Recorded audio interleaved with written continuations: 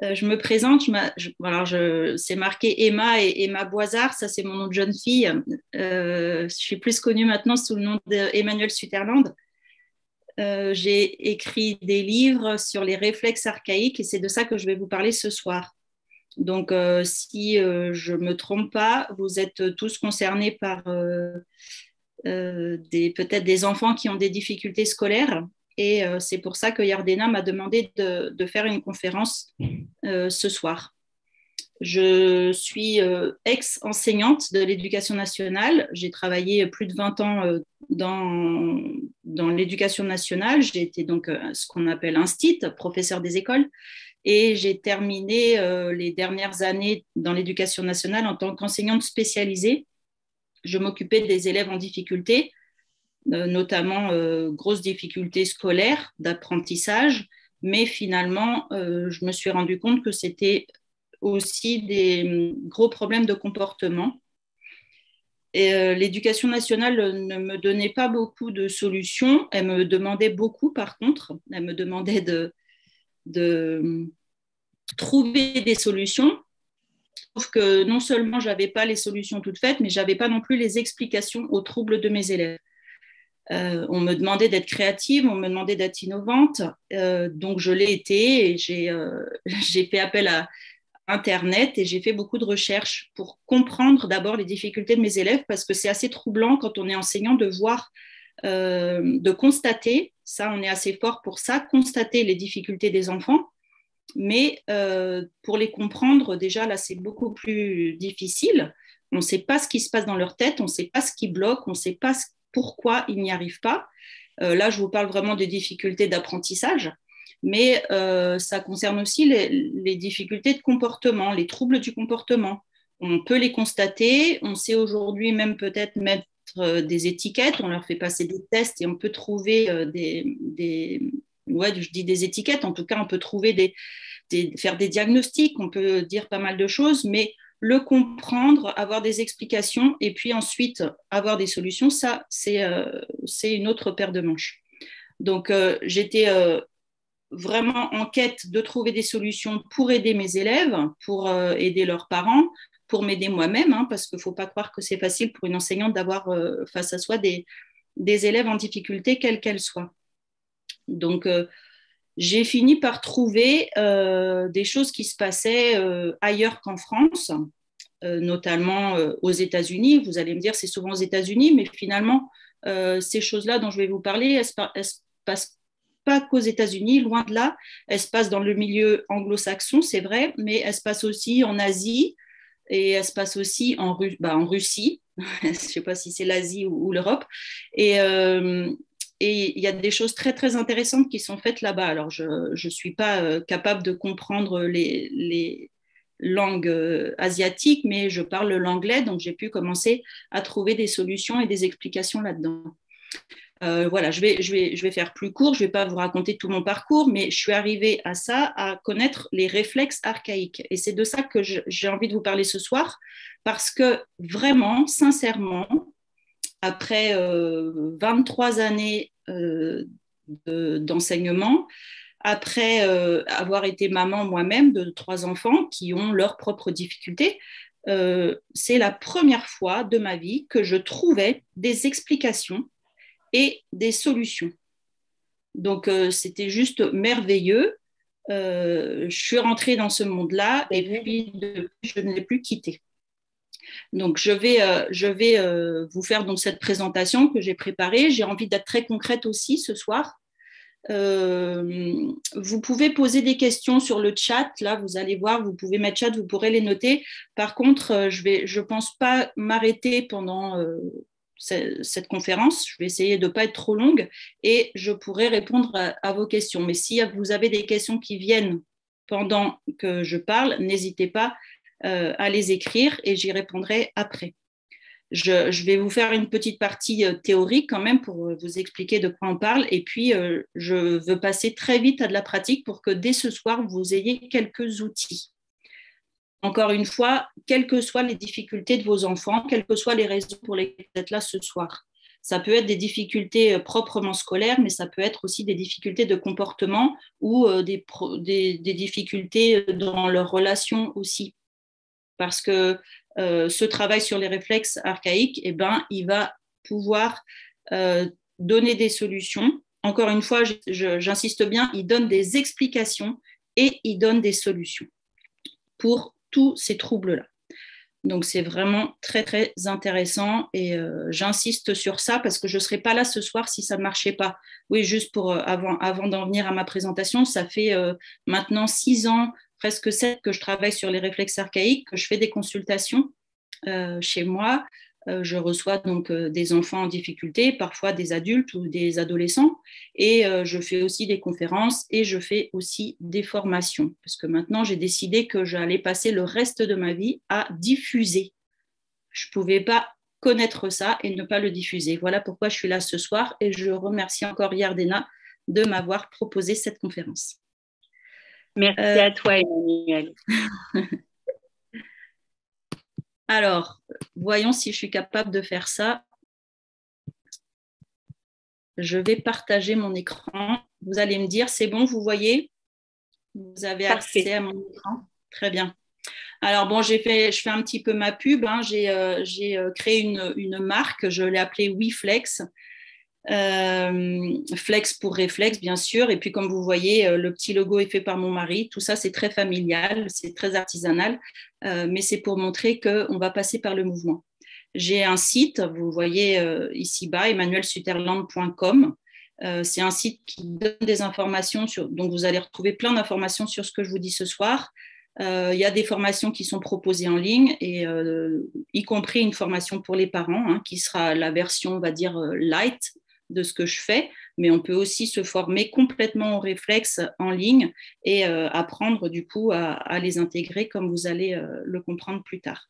Et puis je fais aussi des consultations en ligne. Alors ça, c'est nouveau depuis le confinement, hein, mais ça nous a fait vraiment changer notre manière de travailler. Donc je peux aussi vous aider en ligne, en visio, si vous aviez envie. Alors,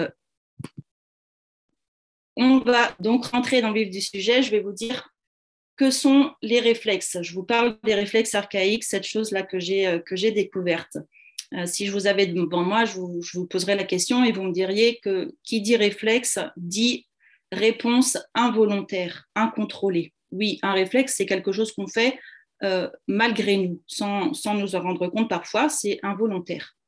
Ces réactions involontaires, ce sont des réactions motrices parce que c'est des mouvements que va faire le bébé en réaction à un stimulus.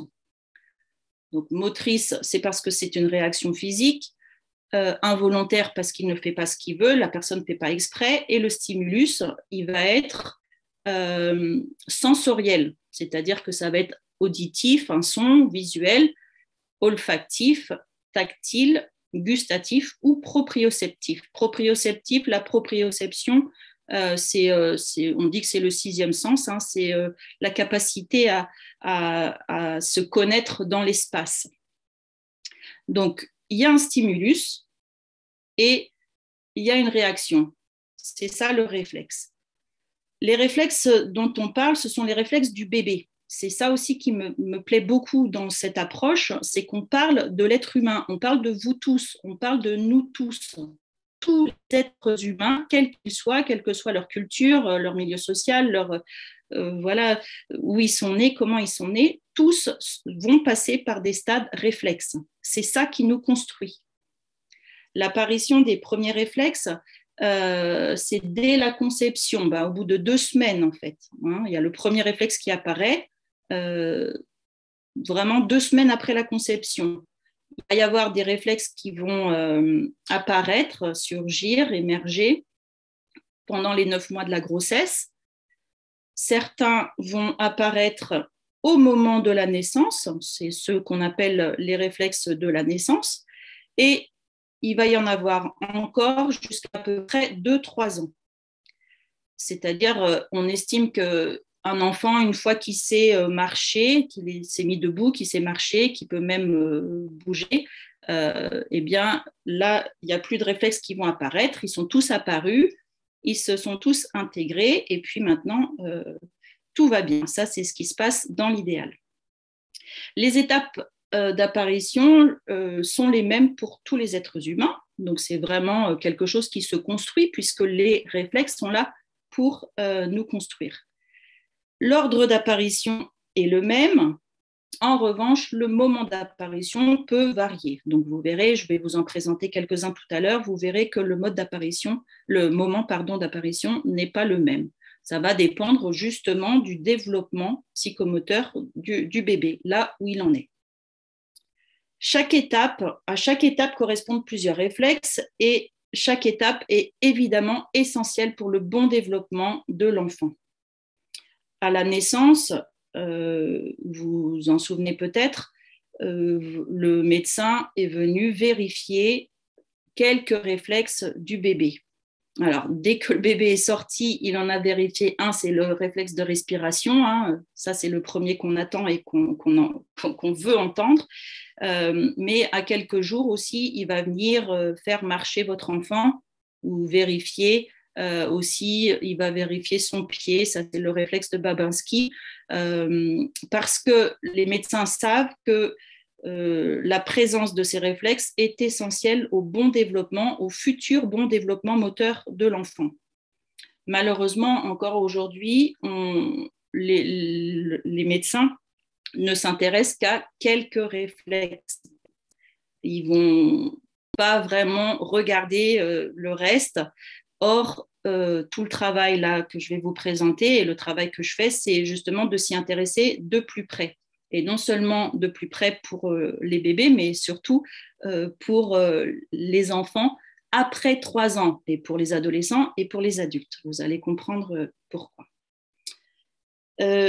Tous les réflexes donc apparaissent, ils émergent à un moment donné. Le bébé va les répéter sans cesse, encore et encore et encore. Je le répète, parce qu'il y a stimulus, le réflexe est déclenché. Le bébé fait des gestes incontrôlés plusieurs fois, des dizaines de fois, des centaines de fois, peut-être des milliers de fois. Et parce qu'il fait ça, il va construire, et à l'intérieur de son cerveau, les connexions vont se faire, il va se construire, son développement psychomoteur et affectif va se construire. Il va arriver un moment donné où le bébé il va avoir une crise, un moment où il en a marre parce qu'il a envie de contrôler. Et c'est parce qu'il est passé par les phases involontaires de non-contrôle qu'il va pouvoir, à un moment donné, trouver lui-même la solution et arriver à contrôler. À ce moment-là, le réflexe va être intégré. C'est ça qu'on appelle l'intégration. C'est parce qu'il aura répété encore et encore et encore ce qu'on appelle le schème moteur, c'est-à-dire toute la séquence de mouvements du réflexe, que le cerveau va finir par faire les connexions nécessaires et que le bébé va pouvoir passer à un mouvement volontaire. Je vous donne un exemple très très simple, le réflexe de l'agrippement. Vous connaissez tous, à un moment donné, le bébé, si on lui touche ici, ses doigts vont se refermer et il va agripper très très fort au point que vous pouvez même le porter. Et par contre, il ne peut pas rouvrir, c'est fermé, fermé, fermé. Ça, c'est le réflexe d'agrippement, il est tout à fait normal et le bébé va le faire à chaque fois qu'on stimule ici. Ça va se refermer automatiquement, il ne fait pas exprès. Mais à un moment donné, je peux vous dire que ça va le frustrer d'être toujours fermé parce que justement, il va pouvoir accrocher des choses, attraper des objets, mais après, il ne pourra rien en faire s'il n'arrive pas à manipuler. Au bout d'un moment, donc, il va connaître ce moment de crise et vous allez, si vous avez des enfants en bas âge, vous allez même le vivre et peut-être que vous vous en souvenez, des moments où le bébé, il a l'air en colère, il a l'air frustré. Mais ça, c'est parce qu'il a envie de s'en sortir. Et il va réussir, et à un moment donné, il va réussir à ouvrir sa main. C'est que les connexions cérébrales se sont faites et le bébé, il s'est maintenant à la fois serré et desserré. Et c'est ça qu'on voulait. Ça, c'était un des rôles du réflexe d'agrippement, c'était ça. C'était lui permettre de faire ce mouvement-là. Et vous imaginez bien que pour l'avenir, ça va être essentiel de savoir attraper et lâcher, et ça va être la base de toute la motricité fine, hein. Vous imaginez tout ce qu'on peut faire avec ses mains, donc ce réflexe-là notamment, il est extrêmement important, et on y reviendra tout à l'heure pour les difficultés scolaires, parce que le réflexe d'agripement, c'est quelque chose vraiment d'essentiel. À quoi ils servent les réflexes? Parce que c'est bien joli, donc il y en a à peu près 70. Eh bien, comme je vous l'ai dit, ils permettent le développement psychomoteur et psychoaffectif du bébé d'abord, puis de la personne qui se construit. Chaque réflexe, ces 70 réflexes-là, chaque réflexe a ses propres rôles, mais le but de tous ces réflexes, c'est le bon développement psychomoteur et psychoaffectif. C'est-à-dire qu'ils vont permettre à l'enfant petit à petit, donc là je vous ai donné l'exemple de l'agrippement parce que c'est facile à vous montrer, mais on a aussi l'agrippement des pieds, hein, donc là, les pieds aussi, les orteils qui vont se refermer comme ça. Vous imaginez que si pour la main c'est la motricité fine, pour les pieds c'est bien évidemment, entre autres, le rôle pour arriver à la marche, pour arriver à être sur ses deux pieds et pour être bien stable sur ses deux pieds. Mais tous les réflexes, et encore une fois, je vais vous en présenter tout à l'heure, vous allez encore mieux les comprendre, tous les réflexes ont ce but-là ultime de mettre l'enfant debout, prêt à marcher, prêt à avancer, parce que c'est ça le but de la vie. Toute la vie, on est là, debout, on avance, on est curieux, on a envie d'apprendre, on a envie d'aller de l'avant. Les moments où justement on n'a plus envie d'aller de l'avant, qu'on se fige, c'est des moments où on ne va pas bien. Mais ces réflexes-là, pour le bébé, vont servir à le rendre capable de faire des mouvements contrôlés, de contrôler son corps en fait, et de faire ce qu'il veut avec son corps et d'avancer dans la vie. Donc, au niveau moteur, ils sont évidemment impliqués dans les capacités motrices, le tonus musculaire, comme je viens de vous le dire, hein, savoir faire ça, c'est travailler ses muscles, et les connexions se sont faites ici pour savoir ce qu'il faut faire pour ça. Au niveau cognitif, c'est pareil, ça va faire les connexions nécessaires parce que vous imaginez tout le travail cognitif que fait le bébé pour trouver la solution. Quand je vous dis il est en crise et il a envie de savoir faire, il va devoir mobiliser toutes ses connaissances, tout ce qu'il sait pour trouver lui-même la solution. Personne d'autre ne pourra le faire, c'est donc lui qui va le faire pour arriver à trouver la solution. D'ailleurs, à prendre cet exemple-là de l'agrippement, vous avez sans doute aussi ce souvenir de votre enfant qui se mettait à tout lâcher, hein, sur sa chaise haute. Là, il faisait tomber son objet encore et encore et encore, et ça le faisait beaucoup rire. Vous, ça vous faisait rire un petit moment, mais peut-être pas trop longtemps. C'est parce qu'il est très fier, il a avancé. Au niveau affectif et émotionnel, évidemment, c'est pareil. C'est parce qu'il a réussi, la manière dont il a intégré, ça va lui donner confiance en lui. Il va se sentir fier parce qu'il a réussi à passer une étape et à passer un cap. Donc, les réflexes, ils servent à la fois au développement moteur, ça c'est évident, essentiel, et c'est ça que les médecins vont regarder, mais ça sert aussi pour le développement cognitif du moment et futur, et ça sert aussi pour le développement émotionnel, affectif du moment et à venir. Donc, ils sont vraiment essentiels. Et comme ce sont des réflexes, ce sont des mouvements qui servent en cas de danger, puisque ce sont des réflexes de survie. On dit qu'ils sont archaïques parce qu'ils viendraient de nos ancêtres. Hein. L'agrippement, je fais toujours celui-là parce qu'encore une fois, c'est facile de vous le montrer. C'est le petit singe qui va s'accrocher à sa maman parce que c'est instinctif. Alors, je vous ai dit, ça, c'est les réflexes qui sont là jusqu'aux 2-3 ans de l'enfant, jusqu'à ce qu'il soit debout, qu'il sache marcher, qu'il sache contrôler ses mouvements. Or, avec l'approche dont je vais vous parler, dont je vous parle, on s'est rendu compte que ces réflexes, ces mouvements donc involontaires et incontrôlés, ils n'intéressaient pas que les bébés, mais on les retrouvait plus tard, donc après 3 ans, chez les enfants, chez les adolescents, chez les adultes, chez les personnes âgées. On ne les retrouvait pas tout le temps, mais on en retrouvait certains, et notamment chez les enfants en difficulté, chez les enfants en situation de handicap, chez les enfants autistes. Je vous dis ça parce que les personnes qui ont travaillé dessus, c'était des médecins, c'était des psychiatres, c'était des psychologues, c'était des orthophonistes, tous ces professionnels qui travaillaient donc avec des élèves et des enfants en difficulté et qui se sont rendus compte que ces enfants-là avaient des mouvements involontaires incontrôlés. Ils ont donc fait le rapprochement avec ce qui se passait bébé et ils se sont dit peut-être que ce sont des réflexes qui sont encore présents et qu'à cause de la présence de ces réflexes, ça crée des difficultés. Et en effet, on verra que quand on a encore des réflexes présents, on a des difficultés et qu'on peut les retravailler comme ça l'a été fait ou comme ça aurait dû être fait pendant l'enfance.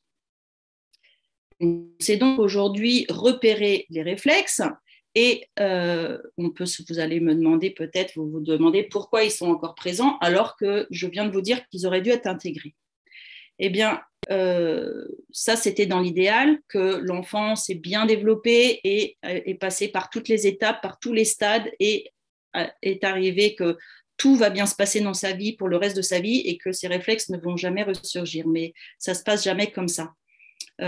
Ils peuvent être présents parce qu'ils n'ont pas surgi ou peu surgi pendant l'enfance, parce que vous connaissez des enfants qui sautent des étapes, hein, l'enfant qui ne va pas faire de 4 pattes, qui ne va pas ramper, qui va marcher tout de suite, ou celui qui va se mettre à parler très vite. Il a sauté des étapes, donc il y a des étapes de développement qu'il n'a pas connues. Ça ne veut pas dire que c'est grave, hein, ça veut juste dire qu'il les a sautées et du coup, il n'a pas connu les réflexes. Il y a des réflexes sinon qui ont surgi mais qui n'ont pas été jusqu'au bout du processus, il ne les a pas intégrés. Alors ce serait l'enfant qui reste coincé, il n'a pas réussi à trouver la solution, hein, il ne s'est toujours pas lâché. Et la troisième solution, et c'est ça qu'on trouve le plus, ce sont les réflexes qui ressurgissent. Ils ont pu être intégrés bébé, ils ont pu être intégrés même pendant plusieurs années, mais ils ressurgissent. Pourquoi ils ressurgissent ? Eh bien parce qu'au moment de danger ou de stress, ils sont là pour ressurgir. Il faut qu'ils ressurgissent. C'est un de leurs rôles. Leur rôle, je vous l'ai dit, c'était aussi la survie. Donc, quand on se sent en insécurité, quand on se sent mal, c'est normal que nos réflexes reviennent. Je fais ma petite parenthèse, mon hypothèse à moi, avec les années que j'ai d'observation, de recherche et de consultation, c'est qu'on a tous un petit peu nos réflexes à nous, qui nous sont propres, et c'est toujours un peu les mêmes qui se réactivent quand on est stressé ou quand on est mal, y compris vous, là, tous qui m'écoutez. Il y a des grandes chances que vous ayez toujours vos réflexes qui viennent momentanément ou parfois qui s'installent un peu dans la durée pour vous aider à tenir le coup, parce que c'est aussi leur rôle. Le problème, bien évidemment, c'est s'ils viennent et qu'ils s'installent trop. Parce que quand ils ne sont pas intégrés, ça veut dire qu'ils sont encore présents, ça veut dire qu'ils sont encore actifs, eh bien, ils vont avoir des incidences dans les 3 domaines, émotionnel, physique et cognitif. Puisque leur rôle, c'est un bon développement émotionnel, physique et cognitif, eh bien, s'ils sont encore présents, ils vont créer des dysfonctionnements dans un de ces domaines ou dans 2 ou dans les 3. Reprenons mon agrippement. Si j'ai encore un agrippement présent, ça veut dire que si on stimule ici, ça va me chatouiller, ça va me déranger, mes doigts vont avoir tendance à bouger. Vous pouvez vous le faire, hein. En général, ça chatouille plus si c'est quelqu'un qui nous le fait, mais on peut se le faire. Si on est sensible de cette zone, hein, c'est que l'agrippement est peut-être encore présent. Eh bien, ça pourrait être des difficultés physique, donc même à mon âge, je peux avoir du mal avec la motricité fine, à faire des petites choses, ou dans la cuisine, la couture, le tricot, l'écriture, bien sûr, je peux avoir du mal, ou bien avoir des douleurs, que ce soit difficile, mais ça peut être aussi cognitif, c'est-à-dire que j'ai du mal à agripper mes idées, j'ai du mal à m'exprimer, j'ai du mal à passer de l'oral à l'écrit, ou de l'écrit à l'oral, par exemple. Ou émotionnel, eh ben, ça va être tout ce qui est lâcher prise. Si je suis tout le temps comme ça, eh ben, je n'arrive pas à lâcher. Et je vais être une personne contrôlante, par exemple. Eh bien, ça, c'est pour chacun des réflexes. Ils ont des incidences dans les 3 domaines. J'ai appelé ça les 3 domaines, mais voilà. Soit émotionnel, physique ou cognitif, ou dans 2 domaines, ou dans les 3. Donc, les réactions dans les incidences, elles peuvent être hyperactives. Donc, je vais être très, très, très agrippée aux choses. Je ne peux pas rien changer dans ma vie. Mes idées, ce sont les bonnes et j'arrive pas. Ou alors, au contraire, elles peuvent être hypoactives. C'est-à-dire, je m'en fiche de tout. C'est l'inverse. Un réflexe présent, il peut donc être dans un sens ou dans l'autre, mais il a des incidences, ça, c'est certain. Alors, ce n'est pas parce qu'on a un réflexe qu'on a tous les problèmes, heureusement. C'est pas parce qu'on a beaucoup de réflexes qu'on a beaucoup de problèmes. C'est pas parce qu'on a beaucoup de problèmes qu'on a beaucoup de réflexes. Tout le monde est différent, mais en tout cas, ce qui est sûr, c'est que si on a un réflexe, c'est sûr qu'on a quelques difficultés. On peut avoir plusieurs réflexes actifs en même temps, donc qui ont ressurgi, qui sont là. Et la bonne nouvelle, c'est que si on travaille sur l'intégration d'un réflexe, on va potentiellement aider à en intégrer d'autres. Puisque la bonne nouvelle, en effet, c'est qu'on peut travailler sur les réflexes toute la vie. Comment on les intègre? Le moyen le plus simple, c'est de bouger.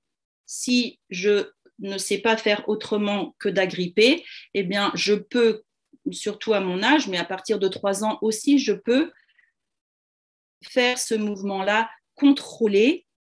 Et à force de le faire, et donc de bouger, je vais intégrer ce réflexe. Comme il aurait dû l'être bébé, ou comme il l'a peut-être été bébé, sauf qu'il s'est réactivé et que je suis à nouveau comme ça.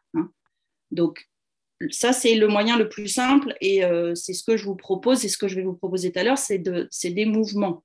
C'est par le mouvement. Bien sûr, on peut aussi aller voir quelqu'un qui travaille. Il y a de plus en plus de personnes qui connaissent les réflexes archaïques, qui sont formées et qui proposent donc des consultations. Vous pourrez poser vos questions. Moi, je peux vous donner des adresses où aller trouver, des méthodes, des personnes qui le font. Ça, c'est si vous avez envie d'aller voir quelqu'un, mais vous pouvez déjà passer par le mouvement et faire des mouvements avec vos enfants, pour vos enfants. Vous allez le voir très bientôt. C'est par la répétition qu'on va réussir à l'intégrer. Je pense que je répète encore et encore, parce que pour certains, c'est un sujet nouveau, mais si je suis agrippée et j'ai pas pris de crayon, c'est dommage, je vous aurais montré, vous allez avoir les enfants qui prennent leur crayon comme ça, qui écrivent comme ça, ou qui le tiennent mal, et bien, c'est déjà parce qu'ils ont sans doute ce réflexe-là de présent, et si vous leur faites déjà volontairement et dans le contrôle faire ces mouvements-là, eh bien, vous allez voir que vous allez leur faire du bien, parce que d'abord, vous allez aussi les muscler, donc physiquement, vous allez leur permettre de pouvoir tenir leur crayon correctement. Et puis aussi, vous avez sans doute, si votre enfant a ce souci-là, il a sans doute aussi des soucis émotionnels et peut-être cognitifs aussi. Je vais vous montrer donc tout à l'heure des mouvements à faire à la maison, parce que c'est comme ça qu'on fait. Même si vous allez voir un professionnel qui travaille sur les réflexes, il vous donnera sans doute des mouvements à continuer à faire à la maison.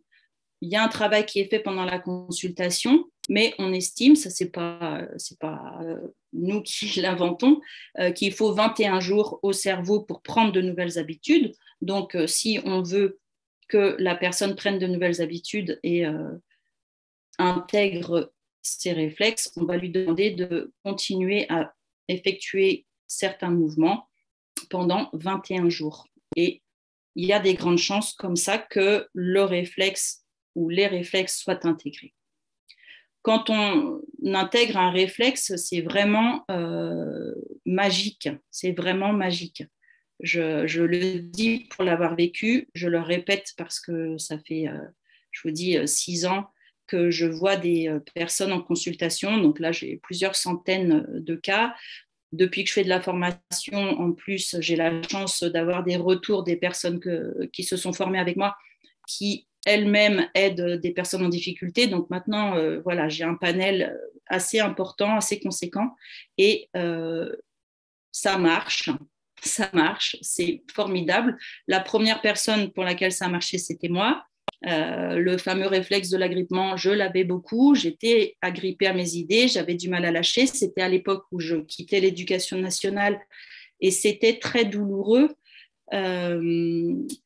Du coup, mes réflexes étaient venus m'aider à passer ce cap dans ma vie parce que c'était compliqué et pour pas que je tombe complètement, pour pas que je m'effondre complètement, puisque c'est leur rôle aussi de nous tenir debout, eh ben, ils s'étaient réactivés. Donc, notamment, dès que j'ai un petit coup de fatigue, un petit coup de stress, moi, l'agrippement, il revient. C'est-à-dire que ici, c'est extrêmement sensible. Ce soir, j'ai de la chance, je ne l'ai pas parce que je me sens bien, mais ça peut être insupportable. C'est pas un guilis, c'est pas une chatouille, ça fait même mal, c'est très très douloureux. Bien, on va passer à la partie pratique. Je ne sais pas, je ne vois pas là si vous m'avez posé beaucoup de questions. J'espère que je suis claire pour vous. J'ai décidé ce soir de vous présenter quelques réflexes. Je dirais que pour les difficultés scolaires, et quand je dis scolaires, ça peut être aussi les difficultés comportementales, il y a 10 réflexes. Évidemment, il y en a plus, hein, mais moi, je travaille sur une trentaine. Je peux aller jusqu'à 40 réflexes. Je vous ai dit qu'il y en avait 70, mais je ne travaille pas sur tous les réflexes.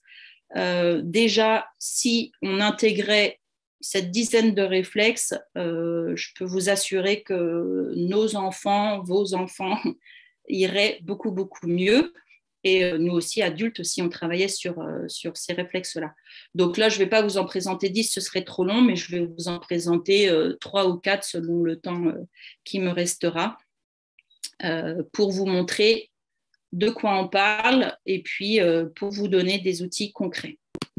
Le premier réflexe que je vais vous présenter, c'est le réflexe de Moro. Celui-là, il est connu parfois.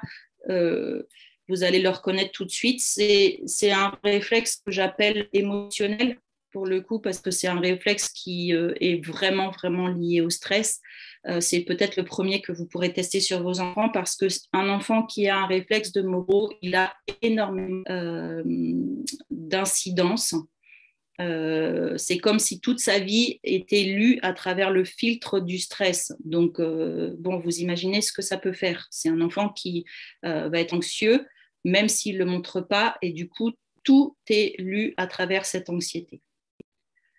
Le Moro, donc bébé, vous avez mes petits dessins, vous allez peut-être du coup les reconnaître. C'est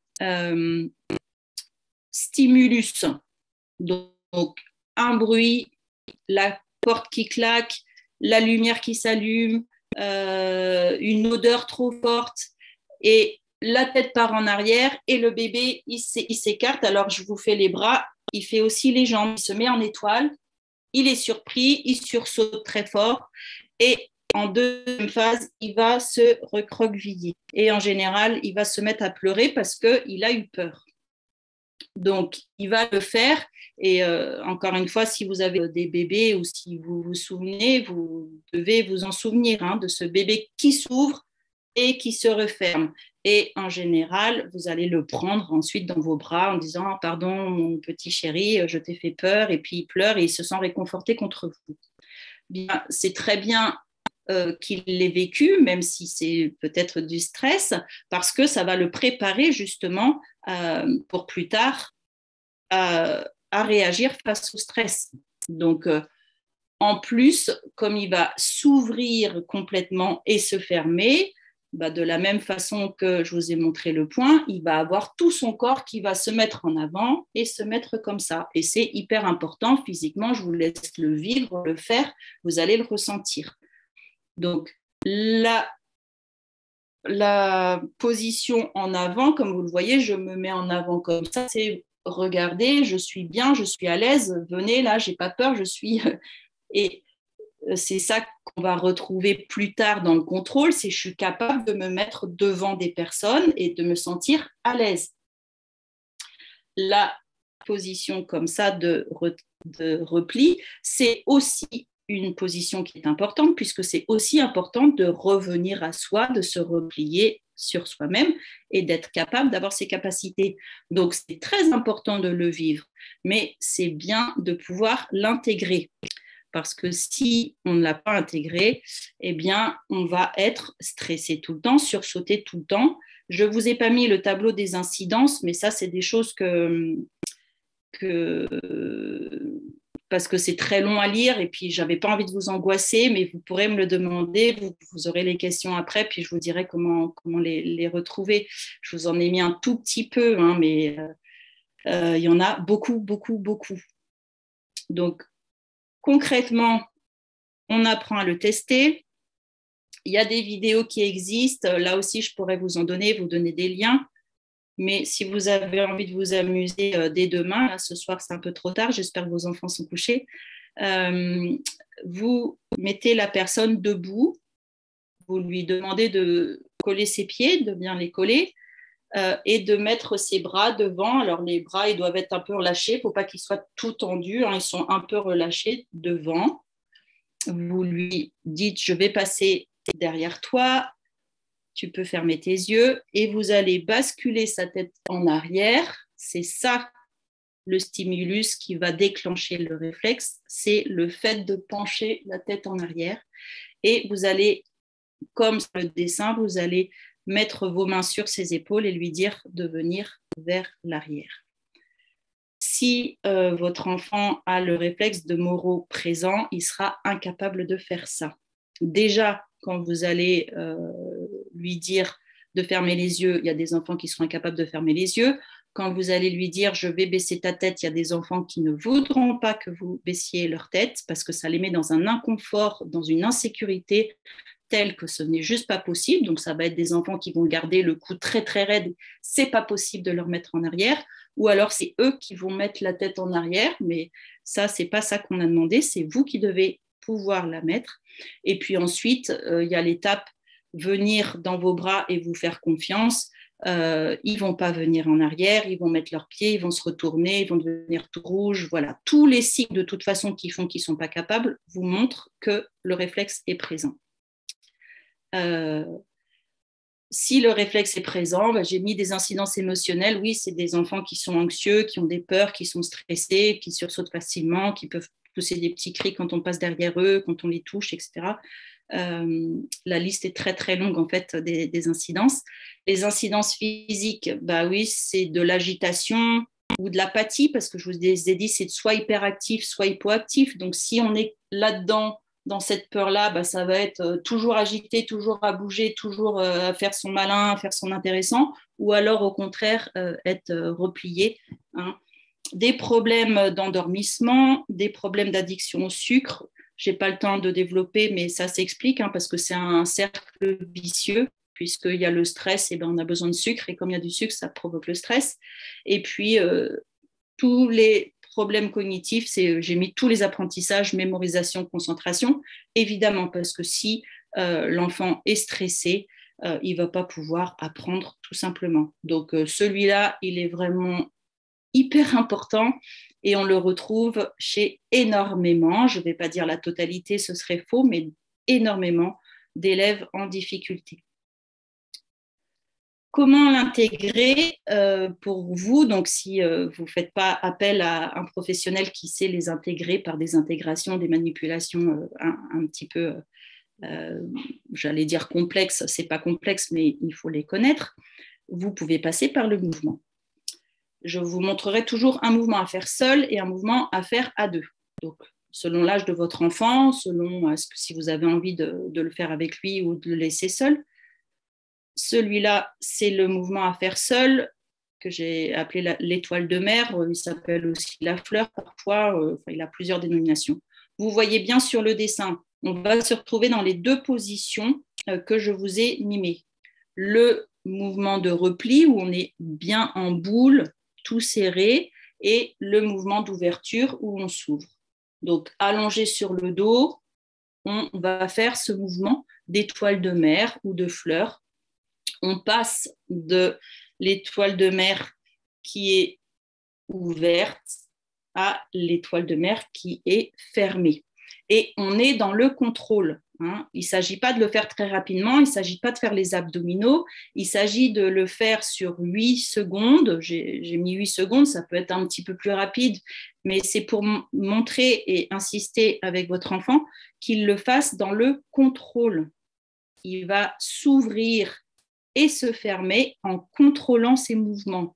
Et jusqu'à même faire les mouvements des bras, des jambes et de la tête en même temps. Il ne s'agit pas de mettre d'abord la tête, puis recroqueviller les bras, puis recroqueviller les jambes. On fait tout ça en même temps dans le contrôle. On fait ça 3 fois en respirant bien et on fait ça tous les jours au coucher. C'est très bien parce que ça va être un mouvement relaxant, donc ça va lui faire du bien. C'est pas si facile que ça, vous pourrez le faire avec lui, c'est pas si simple que ça. Mais encore une fois, ça va l'aider à la fois s'ouvrir et se fermer. Et en faisant ce mouvement-là dans le contrôle, il va reprendre confiance en lui dans les 2 situations. Je suis capable de faire face aux autres et je peux me replier sur moi quand j'en ai besoin. Le deuxième mouvement, je vous ai dit que je le faisais à 2. Donc là, vous êtes la personne en orange. C'est le bercement par les pieds. Votre enfant, il est couché sur le dos et vous allez le bercer par les pieds, tout simplement. Les bercements sont des outils extraordinaires, surtout avec les petits, mais finalement, même avec les grands, vous pourrez aussi vous le faire. Et peut-être que votre enfant peut vous le faire. Vous verrez que c'est très, très agréable. Et les bercements, ce sont des bercements que vous avez faits quand vos enfants étaient bébés, sans doute. Donc, c'est très agréable de repasser par ça et ça va remettre en place énormément de choses. Donc, notamment celui-là, le bercement par les pieds. Encore une fois, c'est tout simple. On peut mettre ses mains sous les talons et on va faire ce va-et-vient de haut en bas. On fait ça 10 secondes si on a un enfant hyperactif. On fait ça même 3 secondes si vraiment il est très, très hyperactif et qu'il ne supporte pas. C'est le seul mouvement que je suis capable de faire à des enfants qui ne veulent pas se laisser approcher, qui ne veulent pas se laisser toucher. Ça les apaise, ça apaise tout le monde et ça fait du bien. Donc, on fait ça quelques secondes, 30 secondes, 1 minute. Ce n'est pas la peine d'en faire beaucoup plus, mais on fait ça tous les jours. Très, très apaisant avant l'endormissement pour des enfants qui ont des problèmes de sommeil, par exemple, ou des problèmes d'endormissement ou qui s'énervent. Donc ça, c'était le moro. Je vais faire ça. On va passer au RTAC. Ils ont des noms un petit peu compliqués. Les pieds, et on se balance un petit peu comme ça. Il y a quelqu'un qui a laissé son micro. Faites peut-être attention pour les autres. Je ne sais pas qui c'est. Donc, le RTAC, réflexe tonique asymétrique du pouls. Alors, celui-là aussi, il est très important et très souvent, on le trouve dans les difficultés scolaires. Il arrive, donc bébé, il est déclenché par la rotation de la tête. Donc, le bébé, il entend un bruit, il entend quelque chose qui l'intéresse, il tourne la tête d'un côté et lorsqu'il tourne la tête d'un côté, son bras et sa jambe du même côté vont venir s'ouvrir. Et du côté opposé, ça va se fléchir. Ça veut dire que le mouvement de la tête implique des mouvements des bras et des jambes. C'est incontrôlé. Le bébé va le faire énormément à droite et puis à gauche, et puis les mouvements vont se faire. Et ça, c'est un réflexe formidable pour le développement, puisque le bébé, il va du coup bouger son bras et sa jambe, les fléchir, les allonger. Il va développer sa vision puisqu'il va tourner la tête d'un côté puis de l'autre. Il va développer son audition et c'est la base avant d'être capable, là il le fait que d'un côté, mais de passer à des mouvements croisés, des mouvements droite et gauche, et ça c'est hyper important pour tous les apprentissages. Donc celui-ci, c'est un des deux réflexes les plus importants pour les apprentissages. C'est ça qui va permettre de se repérer géographiquement, de se repérer dans l'espace, de se repérer dans le temps, et toutes les activités de lecture, d'écriture, de logique, de compréhension, de concentration. Enfin, voilà. Il est à la base de beaucoup, beaucoup de choses. Je pourrais vous en dire beaucoup de choses, mais maintenant que vous avez son nom, là, le RTAC, si vous allez voir sur Internet, il y a maintenant plein de collègues qui ont fait des vidéos super chouettes qui vous expliquent plein, plein de choses là-dessus. Comment on le teste? En fait, on le teste de la même façon que le Moro. C'est pour ça que je vous le mets aussi. Parce que vous pouvez faire le Moro et hop, on enchaîne avec le test du RTAC pour vérifier si votre enfant là, il est debout, il a les pieds collés, il a encore les bras comme ça, comme pour le Moro. Vous lui dites aussi de fermer ses yeux et cette fois-ci, vous lui dites je vais bouger ta tête à droite puis à gauche. Et donc, vous allez, dans cette position, vous allez lui tourner la tête à droite, rester quelques secondes, puis à gauche et rester quelques secondes. Si votre enfant a le cou complètement bloqué, ce n'est pas la peine d'insister, c'est qu'il a le réflexe, c'est qu'il n'est pas capable de dissocier ses mouvements. Si vous arrivez à lui bouger sa tête à droite et à gauche, ce que vous allez regarder, vous, c'est si ses bras restent devant sans bouger. Normalement, si le réflexe est intégré, on peut bouger la tête sans bouger le reste du corps. Mais si le réflexe tonique asymétrique du cou est encore présent, l'enfant va avoir des mouvements qui vont suivre le mouvement en fait. Alors ça peut être un petit peu, ça peut être très très marqué. C'est-à-dire qu'il n'y a pas de dissociation, il n'y a pas d'indépendance des mouvements de la tête et des mouvements du bras. Où vous allez voir son bassin qui bouge ou les jambes qui ont envie de bouger. Quelles sont les incidences si le réflexe est encore présent? Émotionnellement, un enfant qui va être distrait, étourdi, il va être très fatigué aussi parce que ça lui demande beaucoup, beaucoup d'efforts du coup. Il ne se rend pas compte, mais inconsciemment, il fait des mouvements parasites, des mouvements qu'il ne contrôle pas et du coup, ça lui demande beaucoup d'efforts. Par exemple, il va être obligé de s'asseoir sur sa jambe ou se mettre à genoux. Il n'arrive pas à s'asseoir correctement, donc vous lui dites assieds-toi correctement, mais en fait, il est obligé de coincer ses jambes parce que sinon, dès qu'il bouge la tête, ses jambes ont envie de bouger. Ou alors, il va avoir des attitudes assez particulières. Il va par exemple se mettre comme ça.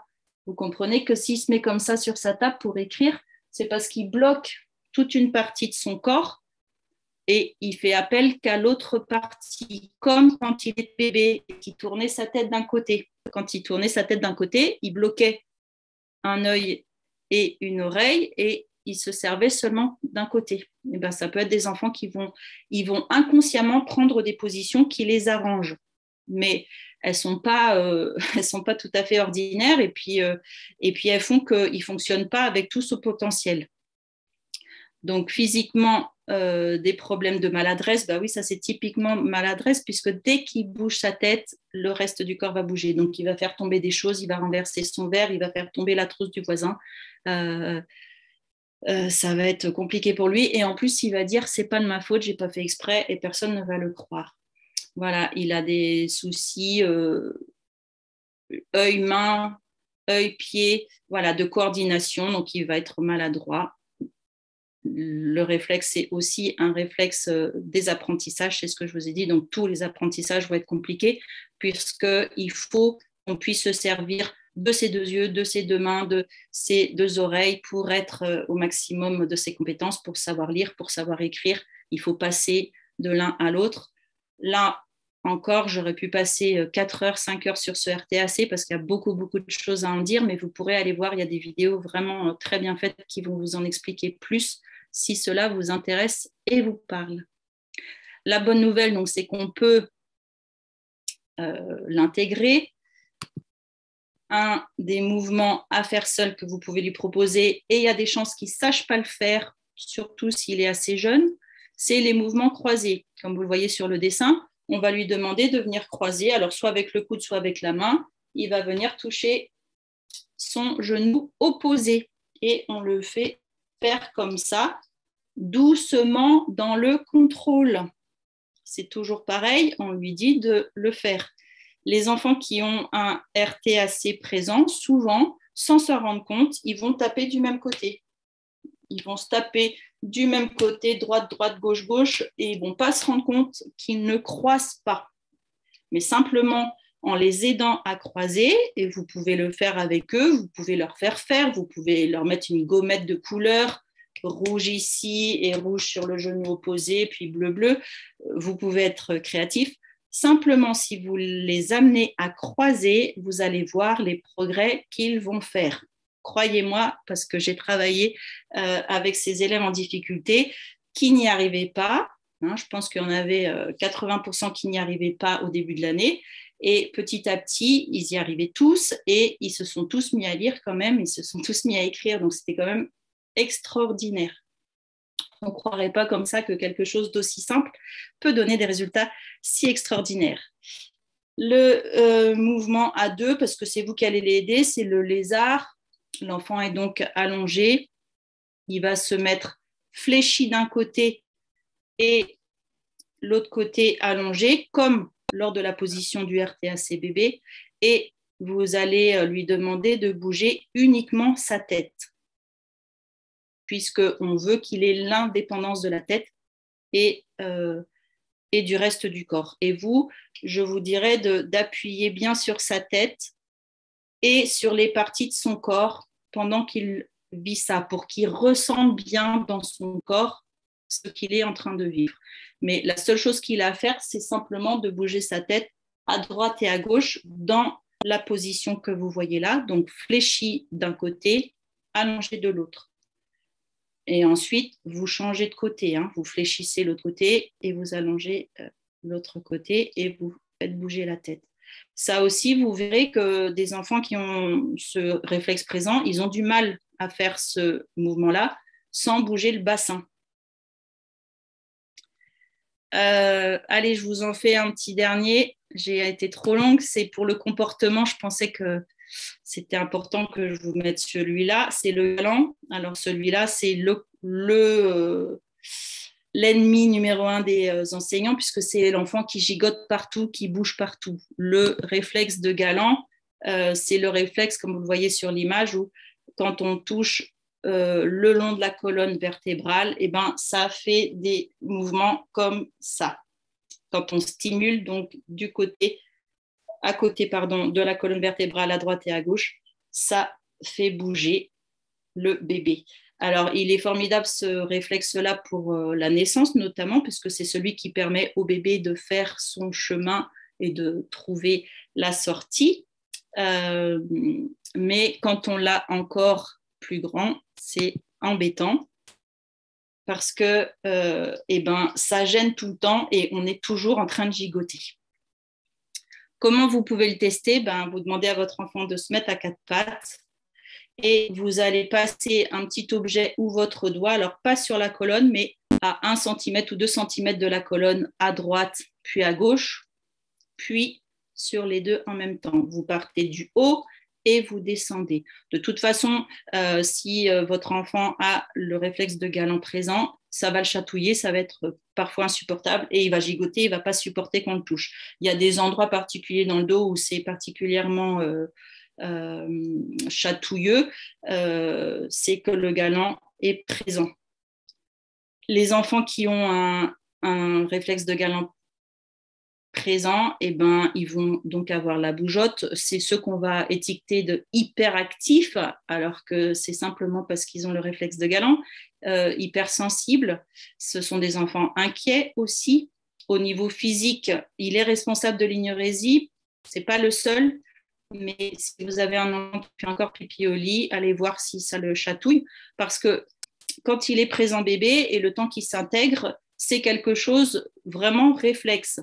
On stimule le dos, ça fait bouger et ça donne envie d'uriner. D'ailleurs, en passant votre doigt sur le dos de votre enfant, il est possible qu'il ait besoin d'aller aux toilettes. Donc, c'est normal si le réflexe est encore présent. En réintégrant ce réflexe-là, on arrive à régler les problèmes d'énurésie. Donc, problème de posture, problème de dos, évidemment, puisque si on gigote tout le temps le dos, ça peut provoquer des soucis au niveau de la colonne. Lui aussi, il va du coup poser des problèmes pour les apprentissages, des troubles de l'attention, de la concentration, bien évidemment, puisque l'enfant, il gigote tout le temps. Donc, celui-là, c'est plutôt pour le comportement. Je vois qu'il est presque 22 heures, donc j'ai commencé un peu plus tard. Yardena, est-ce que j'ai le temps pour un dernier ou pas? Oui, vas-y, Emmanuel, c'est trop passionnant. Bon, j'ai mes mouvements à vous donner d'abord. Le mouvement à faire tout seul, l'ange dans la neige. Vous avez peut-être déjà été à la neige et vous avez fait des traces d'ange. Vous imaginez ce que c'est, ou dans le sable. On s'allonge sur le dos et on demande à l'enfant de tracer, donc avec les bras et les jambes, des grandes traces. Encore une fois, c'est fait dans le contrôle et c'est fait en même temps. Donc, on le fait simplement 3 fois. On fait des grands mouvements lentement dans le contrôle. J'insiste bien là-dessus parce que ce n'est pas une histoire de le faire très vite. Il y a des enfants qui font les mouvements très vite, mais en fait, c'est pour s'en débarrasser et le cerveau n'a pas le temps d'intégrer. Il faut donc ralentir et le faire dans le contrôle. Et si les enfants ne sont pas capables de le faire, c'est pour ça que je donne un mouvement à faire à 2, parce que là, du coup, le parent peut aider son enfant à le faire. Petit à petit, l'enfant arrivera ensuite à faire les mouvements tout seul. Donc, le mouvement à faire à 2 pour le galant, c'est aussi, on demande à l'enfant de se mettre sur le côté, puisque c'est là que ça va être sensible, la zone sur le côté. Donc, comme vous le voyez sur le dessin, l'enfant est allongé, il peut mettre sa main comme ça ou mettre sa tête au sol comme il veut. Et vous allez mettre votre main au niveau de ses fesses et vous allez le pousser en avant comme ça. Pareil, 5 secondes, 10 secondes, 30 secondes, mais on le fait tous les jours jusqu'à ce que ça devienne fluide et qu'il se laisse aller. Il y a des chances que s'il a le galant et que ça le gratouille de partout, ça va être aussi des enfants qui ne supportent pas des matières, qui ne supportent pas qu'on les touche, qui n'aiment pas qu'on soit dans leur dos. Tous les gratouilles, tous les gènes, ils mettent des vêtements amples, par exemple. Nous, on veut leur redonner la fluidité dans leur corps et le contrôle de ce corps dont ils n'ont plus le contrôle. Donc, on fait ça d'un côté et puis de l'autre, bien entendu. Même s'il y avait un côté plus sensible que l'autre, on travaille toujours les 2 côtés pour donner l'information au cerveau qu'il y a bien 2 côtés, même s'il n'y en a qu'un seul qui dysfonctionne. Alors, mon petit dernier, et je vous promets, je vais être un peu plus rapide, c'est le Babinski. Je vous le donne aussi, celui-là, c'est les pieds, celui-là. Les pieds, c'est le socle, hein, c'est la base. Je vous ai dit tout à l'heure, les pieds, ça sert à marcher, ça sert à être debout et à être stable, quand tout va bien en tout cas.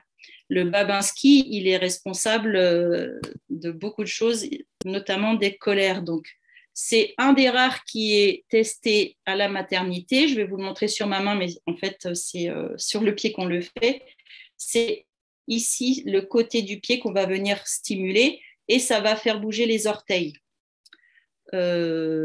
Donc le stimulus, c'est ça, c'est ce petit guili-guili qu'on fait sur le côté et ça fait bouger les orteils. Les pédiatres et les médecins à la maternité le testent parce qu'un enfant qui n'aurait pas ce Babinski, il risque d'avoir des problèmes pour se mettre debout et pour marcher. Donc c'est vraiment pour le développement moteur, ça les intéresse. Mais le Babinski, il n'est pas seulement responsable de problèmes moteurs, comme je vous l'ai dit, il est aussi responsable de problèmes émotionnels et cognitifs. Pour le tester, ce n'est pas compliqué. Votre enfant est allongé et vous allez venir stimuler, comme le montre l'image, le côté de son pied. De toute façon, parfois, je rigole parce que les enfants qui ont le Babinski présent, ils n'ont même pas envie qu'on leur touche les pieds. Ils savent déjà qu'ils sont chatouilleux, ça les fait chatouiller. Mais voilà, vous allez quand même venir essayer de caresser le côté du pied. Comme pour l'agrippement aussi, vous pouvez faire le côté et venir là. Et l'enfant, les orteils, alors il y a le gros orteil qui vient vers l'intérieur et les autres orteils qui veulent s'enfuir, qui s'en vont. le mouvement, il n'est pas toujours si fort. Mais dites-vous bien, et c'est vrai pour tous les réflexes que je vous ai montrés, que si le réflexe est intégré et qu'il n'y a pas de problème avec, il ne se passera rien quand vous ferez la stimulation. Donc, à partir du moment où vous voyez qu'il se passe quelque chose, qu'il y a un mouvement, qu'il y a une gêne, même j'allais dire, si votre enfant se met à sourire, à rire, je mets la lumière là parce que je vois qu'il commence à faire nuit, eh bien, si votre enfant a une quelconque réaction, c'est a priori que le réflexe est présent. Je vous disais que le réflexe de Babinski, oui, il a des incidences, pas seulement sur la marche. Bien sûr, ça va être une des difficultés qu'on va rencontrer si on a des problèmes au pied. Ça va être la marche, la course, le saut, la coordination, la motricité, tout ce qu'on peut faire avec ses pieds. Donc, ça peut être embêtant hein, pour les activités sportives. Émotionnellement, parce que celui-là, oui, ça va être des enfants sous polais parce qu'en fait, ils sont tellement pas stables, tous les chatous, c'est comme si, voilà, les pieds, ils ont la bougeotte tout le temps, ils peuvent pas être tranquilles. Donc, c'est des enfants aussi anxieux ou timides ou sous polais ou imprévisibles, impulsifs. Si vous avez des enfants colériques, allez voir leurs pieds. Des difficultés cognitives, manque de créativité, problème de langage, de concentration, de lenteur. Je vous ai mis des exemples de marche, on va dire, atypiques, hein, sur la pointe des pieds, non pas la ponte, la pointe des pieds, l'impression que l'enfant danse, enfin voilà, les pieds en avant, rentrer, les pieds sur le côté. Toutes ces démarches, s'ils abîment leurs chaussures toujours à l'intérieur ou à l'extérieur, il y a des chances qu'ils aient le réflexe de Babinski. Comment vous pouvez l'intégrer? Mouvement à faire seul, ça va être le massage du pied, aussi simple que ce soit. On se masse le pied et on le masse surtout sur le côté et là où ça chatouille parce qu'on veut désensibiliser cette zone. L'enfant, il ne pourra pas être stable sur ses deux pieds tant qu'il a cette sensibilité. Et la sensibilité, et je suis sûre que parmi vos enfants, il y a des hypersensibles. L'hypersensibilité tactile, elle se travaille grâce aux réflexes. Et cette balle-là que je vous montre, la balle à picot que vous pouvez trouver partout, c'est des balles de massage hein, qu'on trouve un peu partout, elles font du bien parce qu'elles désensibilisent les parties du corps. Je sais qu'il y a des enfants qui sautent au plafond dès qu'on les approche. Donnez-leur une balle comme ça parce qu'ils vont se faire du bien eux-mêmes, parce qu'ils vont savoir comment la presser, ils vont savoir quelle force se donner, le temps, enfin voilà, ils vont savoir gérer eux-mêmes. Et ils vont désensibiliser la zone. Si la zone est hypersensible, c'est parce qu'il y a trop de connexions, il y a trop de stimulation cérébrale, ça fuse tout le temps, c'est tout le temps en ébullition. On va calmer tout ça en stimulant parce que le corps, le cerveau va comprendre qu'il n'y a pas de danger, que tout va bien, qu'on peut s'apaiser. Et le travail sur les réflexes qu'on fait permet d'apaiser cette hypersensibilité. Jusqu'ici, on n'a pas trouvé grand-chose pour travailler l'hypersensibilité. Je sais que c'est un sujet délicat et qu'on retrouve de plus en plus, mais là, vous avez une porte d'entrée et des outils. Le deuxième mouvement à faire à deux, là, je l'ai appelé l'essuie-glace, alors qu'en fait, on va faire ces mouvements-là avec les pieds. C'est vous qui allez faire ça à votre enfant. C'est aussi un mouvement rythmé, un bercement qui est très agréable. Vous lui faites ce mouvement-là et ça va détendre toutes ses jambes jusqu'à son bassin, jusqu'à ses hanches. En général, les personnes qui ont les réflexes du pied, ils ont aussi des problèmes de sensibilité ou des problèmes de coordination, de motricité avec leurs jambes. Ça va être des personnes qui ne sont pas très à l'aise dans leur corps, des personnes qui peuvent avoir des problèmes aux hanches, des problèmes au bassin. Et donc, en faisant ce mouvement-là, vous allez rendre fluide toute cette partie du bas du corps. Voilà, j'en arrive à ma conclusion. Je suis arrivée au bout avec presque pas de retard parce qu'on a commencé en retard. En conclusion, je vous ai dit oui, les réflexes concernent tout le monde. Je vous parle de vos enfants ce soir, mais ça parle aussi de vous, de tout le monde. Tout le monde a des réflexes actifs, ça c'est sûr, parce qu'ils viennent aussi là pour nous aider. Il nous donne une explication aux difficultés parce que ce qui se passe dans le corps, en fait, a des implications donc, au niveau cognitif, émotionnel et physique. Et du coup, ça nous explique pourquoi c'est si difficile pour certains. Hein, c'est pas en lui disant fais ça, tu fais exprès, refais, alors qu'il ne peut pas le faire, qui va réussir. Une fois qu'on l'a libéré de ce réflexe qui était présent et qui l'empêchait de faire, une fois qu'on a réintégré son réflexe, vous allez voir les progrès fulgurants qui vont être faits. Il donne des explications, il donne des solutions. On peut changer à tout âge, il n'y a pas de fatalité. Ça, c'est vraiment les deux phrases qui m'ont donné le plus d'espoir dans ma vie quand je les ai entendues. On peut changer tout le temps. Il n'y a rien d'écrit et c'est pas vrai qu'on est comme ci, qu'on est comme ça. Les étiquettes, vous les mettez toutes à la poubelle. Vous pouvez changer, vous pouvez faire changer vos enfants. Et encore une fois, je l'ai vécu moi-même et je le vis tous les jours avec les personnes que je vois en consultation. Il faut bouger pour ça, il faut bouger pour reprendre le contrôle de son corps. Finalement, le travail sur les réflexes, c'est un travail sur le corps, c'est un travail de reprise de contrôle sur son corps. Vous serez étonné en testant vos enfants, si vous le faites, de voir à quel point ils ont perdu le contrôle de leur corps. Et vous pouvez faire un petit test qui n'est pas un test de réflexe comme ça, mais surtout si vous avez des jeunes enfants, vous posez votre main sur son épaule, sur l'autre épaule, dans un sens, dans un autre, sur le genou, sur la hanche, et vous lui demandez de repousser là où vous avez mis votre main.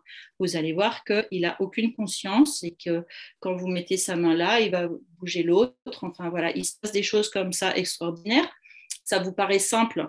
Je pense que si on vous le faisait, vous seriez peut-être aussi pas très à l'aise, mais en reprenant le contrôle, vous reprenez le contrôle de votre vie et c'est vraiment ça que fait le travail des réflexes. Ça redonne le contrôle à la personne, c'est elle qui décide et elle reprend le contrôle physique et en reprenant le contrôle physique, elle reprend le contrôle émotionnel et elle reprend le contrôle cognitif. Et vraiment, il y a des progrès, mais énormes, miraculeux. J'en ai tous les jours, moi j'en suis émue tous les jours, même si ça fait plusieurs années que je le fais, je suis toujours aussi émue. Je prends chaque personne comme un nouveau défi, je ne sais pas ce que je vais trouver, je ne sais pas comment je vais pouvoir l'aider, mais ce que je sais, c'est que je l'aide toujours et qu'il se passe toujours des choses extraordinaires. Bien, je vous ai présenté 4 réflexes, je vous ai dit, il y en a plein. Je fais ma petite pub, j'espère qu'Ardena ne m'en voudra pas. J'ai écrit 2 livres parce que quand j'ai fini la formation sur les réflexes, j'avais envie de diffuser. Vraiment, je me suis dit, je ne peux pas rester sans le dire. Donc, j'ai écrit un premier livre qui s'appelle Le pouvoir des réflexes à l'école. Je vous l'ai mis 20 € frais de port et dédicace inclus si vous voulez. Ça, c'est vraiment pour les élèves en difficulté, c'est pour vous, les parents. Ça, c'est le livre à apprendre. Vous aurez les choses que je vous ai dites là, mais vous en aurez d'autres aussi. J'ai présenté plus de réflexes, bien sûr, et je parle aussi de tout mon parcours. J'explique plus ce que j'ai fait aujourd'hui. Là, c'est plus détaillé. Et puis depuis, j'ai écrit le B.A.B.A. des réflexes archaïques. Ça, c'est si vous voulez en savoir encore plus. Je parle de 26 réflexes. Vous apprenez à les tester, vous apprenez les mouvements à faire, un petit peu comme j'ai fait là. Et j'explique aussi la théorie un peu plus en détail.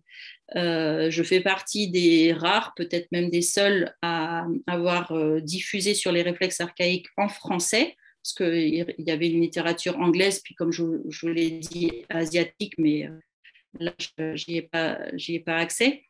Et donc, j'ai écrit ces 2 livres-là. Il y en a d'autres qui sont sortis. Il y a eu des traductions aussi. Donc, en tout cas, si vous voulez en savoir plus, vous pouvez les commander. J'ai mis mon adresse mail. Je suis sûre que Yardena pourra vous le donner. Mon site, c'est mon nom. Donc, ce ne sera pas compliqué de venir chercher.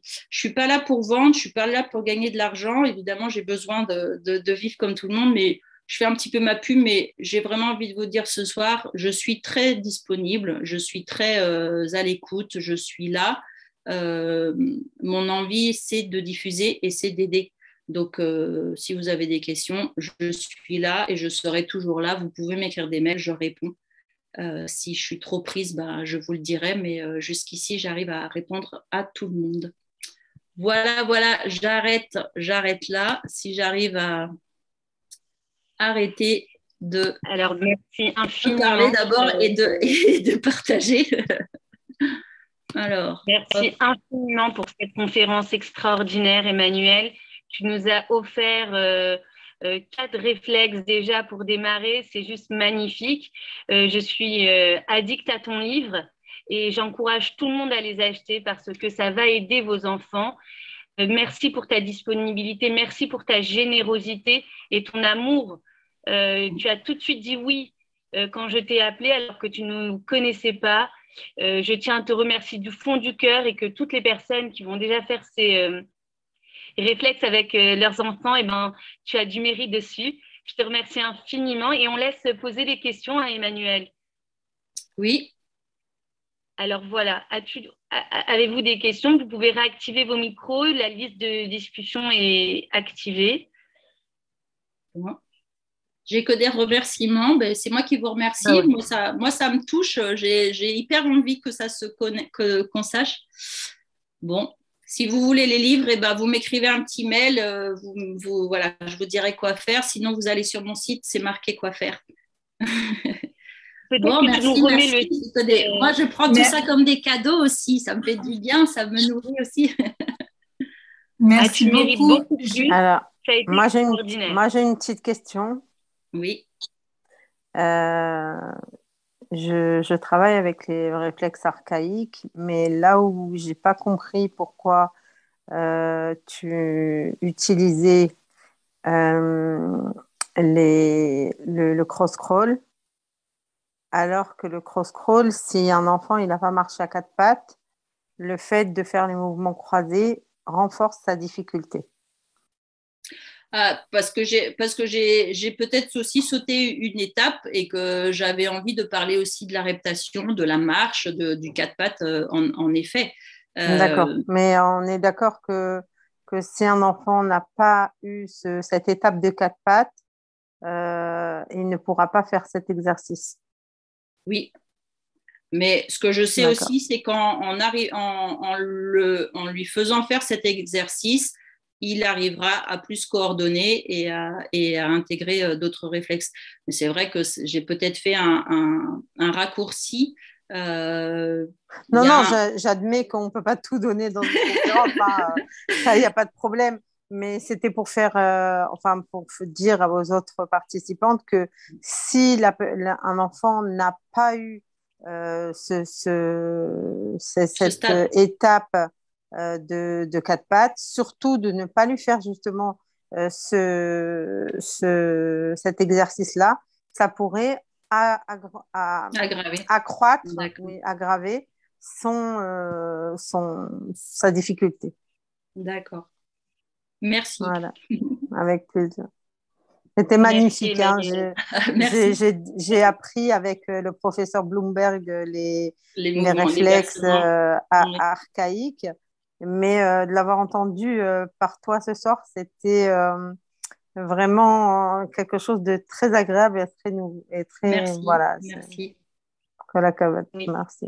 D'une clarté extraordinaire. Ouais, c'était mon métier. Alors, je suis contente de savoir que j'ai quelques qualités quand même. J'ai enseigné. Je pense être capable d'enseigner. J'espère. C'est ce que je veux faire. Je vois, vous faites des séances Zoom pour des enfants à l'étranger. Oui. Oui, bien sûr. Yardena, est-ce que je peux poser une question? Oui. Bien sûr, Élodie. Il y a Nadine aussi qui a posé une question.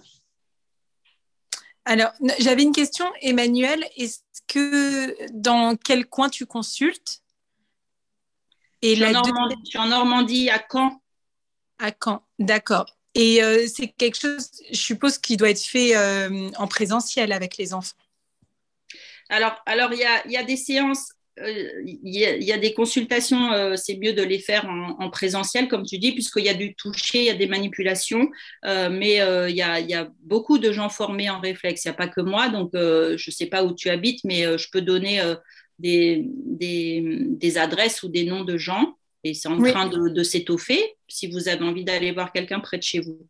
oui, non, c'est hyper intéressant. Moi, j'ai complètement découvert. Je ne savais pas. C'est D'accord, ouais, bah, vraiment donc très, dans ce très cas, intéressant. Donc, merci Yardena parce que c'est un beau cadeau que tu nous fais de nous. Et est-ce que quand on a des enfants qui pourraient avoir beaucoup de soucis qui ont été cités, est-ce que ça vaudrait le coup de se former peut-être ou vaut mieux passer par quelqu'un d'autre? bah, voilà, tout est possible. Moi, il y a les livres, vous pouvez commencer par quelque chose, après faire une consultation, bah, c'est autre chose. Si ça vous intéresse au point d'être formé, il y a aussi les formations. Tout ça, c'est très personnel.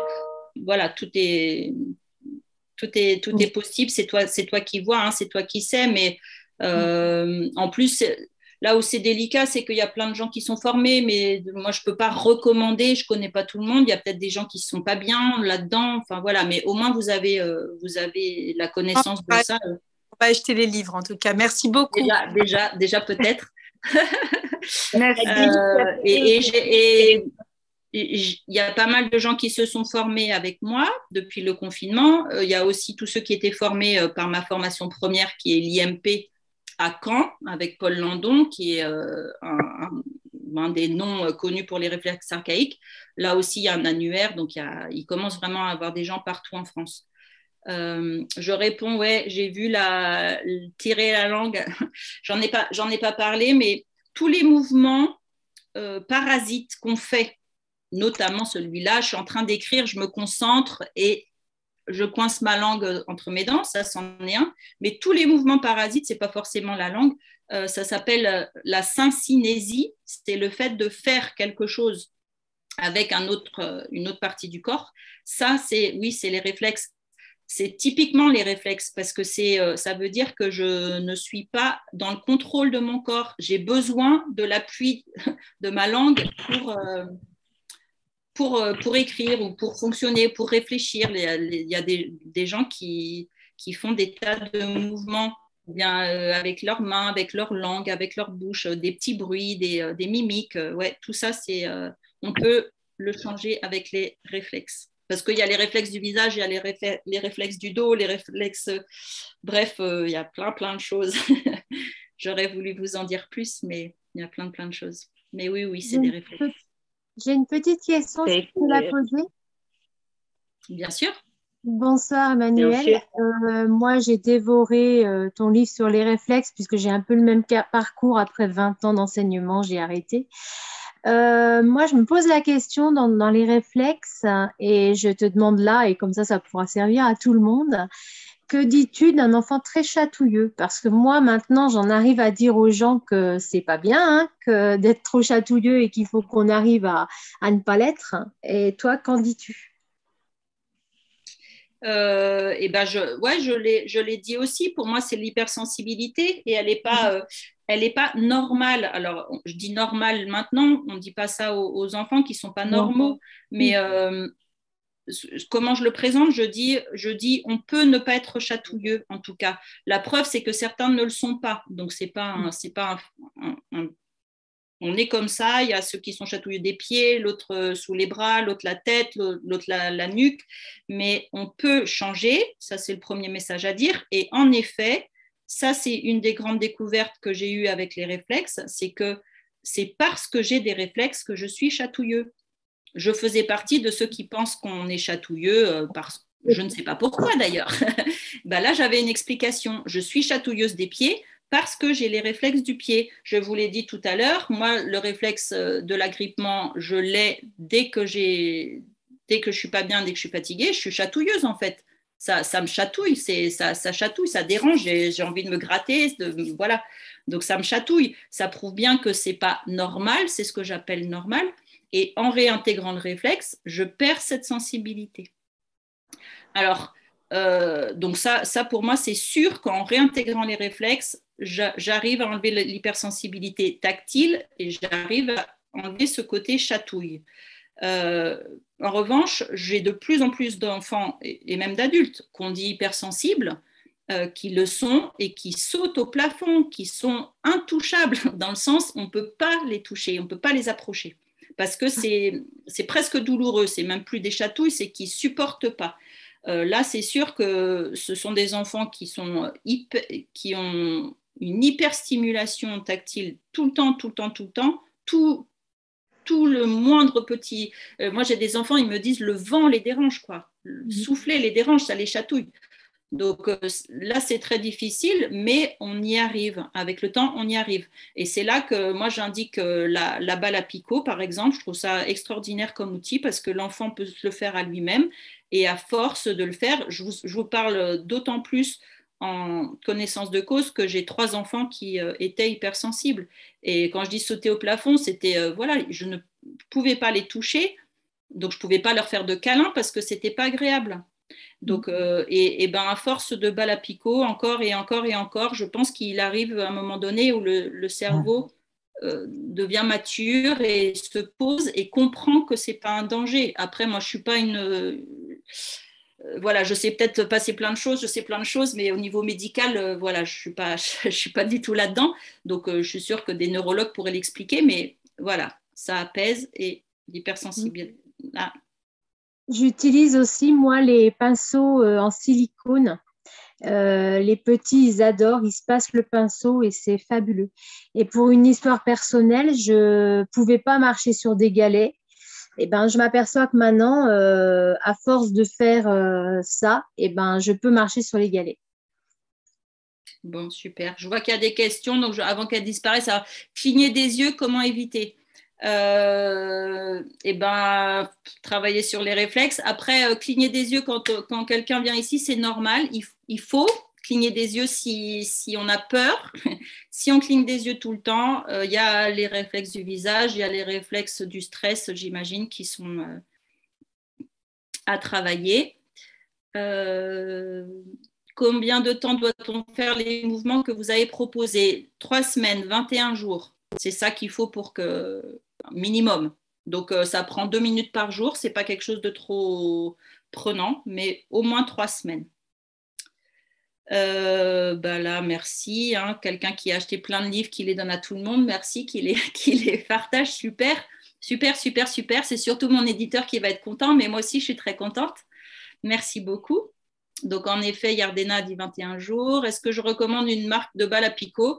Non, j'ai très honte parce que j'ai acheté mes balles à picot sur Amazon et je ne devrais pas dire ce que c'est horrible Amazon, mais voilà, ça nous rend service. J'en ai pas trouvé. Je suis allée voir évidemment à Decathlon, Intersport, c'est les magasins près de chez moi. J'ai pas trouvé mieux que ces balles oranges et celles-là, je les ai trouvées sur Amazon.